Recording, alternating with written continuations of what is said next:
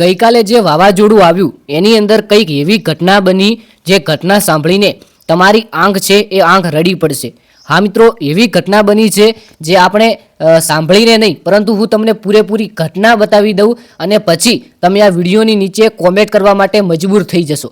જી હા મિત્રો, આ જે મંડપ તમને દેખાઈ રહ્યું છે આ મંડપ મિત્રો વરસાદ અને વાવાઝોડાના કારણે નીચે પડી ગયું છે અને આની અંદર જે બે ઘટના બની છે ને એ બે ઘટના સાંભળીને તમારા જે રૂવાટા છે એ રૂવાટા ઊભા થઈ જશે અને તમે પણ કહેશો કે આખરેકાર વરરાજા અને વરરાજાની જે સાથે લાડી હોય છે એ મિત્રો આખરેકાર ક્યાં ગયા અને હવે જે આ શું થઈ છે મુખ્ય બે ઘટના તો એ તમે જે સાંભળશો તો તમે પણ કહેશો કે આવું તો પહેલી વખત બની શકે છે, બાકી અમે વિચાર્યું પણ નથી. તમે આવી ઘટના ઘણી જોઈ છે પરંતુ તમે ક્યારેય આવું વિચાર્યું પણ નહીં હોય કે આવું બની શકે છે. ખાલી વિડીયો જોયો હશે અને વિડીયોને લાઇક શેર સબસ્ક્રાઇબ કર્યો હશે.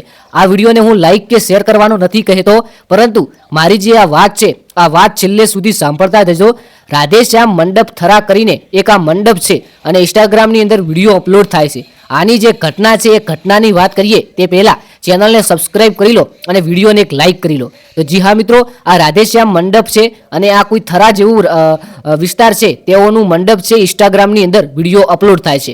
શું બની છે આની અંદર મુખ્ય ઘટના, જે ઘટના સાંભળીને અમારા રૂવાટા ઊભા થઈ જાય એવું હું આ વિડીયોની શરૂઆતમાં બોલ્યો હતો અને કહ્યું હતું કે આંખની અંદરથી આંસુ આવી જશે. તો એવી તો કઈ છે ઘટના, ચલો આપણે એક ઘટના જોઈ લઈએ. સબસ્ક્રાઇબ કરી વિડીયોને એક લાઇક કરજો અને કોમેન્ટની અંદર જણાવજો કે તમારા વિસ્તારની અંદર રાત્રે કેટલા વાગે આ વાવાઝોડું કે પવન આવ્યો હતો એ કોમેન્ટ કરજો, જેથી મને પણ ખબર પડે. હવે મિત્રો બે ઘટનાની વાત કરીએ તો સૌ પ્રથમ તો જેનું આ મંડપ છે તેના પર શું વીતી હશે, કારણ કે જે આ મંડપના માલિક હશે તેમને દુઃખ તો થયું હશે, કારણ કે જે આ મંડપની વેદના છે આ એક માલિક અને એક મંડપવાળો આ બંને જ સમજી શકે. જેવી રીતે ખેડૂતની વેદના એક ખેડૂત સમજે તેવી જ રીતે. અને બીજા નંબરની અંદર વાત કરીએ જેના ઘેર આ પ્રસંગ હતો તેની પર મિત્રો શું થયું છે એ ખાસ કરીને વિચારજો. આપણે એક આવનારા વિડીયોની અંદર મળીએ, ત્યાં સુધી ચેનલને સબસ્ક્રાઇબ કરી વિડીયોને એક લાઇક કરી નાખજો અને જેના ઘરે આ પ્રસંગ હશે તેના પર શું થયું છે આ બે ઘટના જે મુખ્ય છે જે આપણે સાંભળી અને જોઈને આપણા રોવાટા ઊભા થઈ જાય.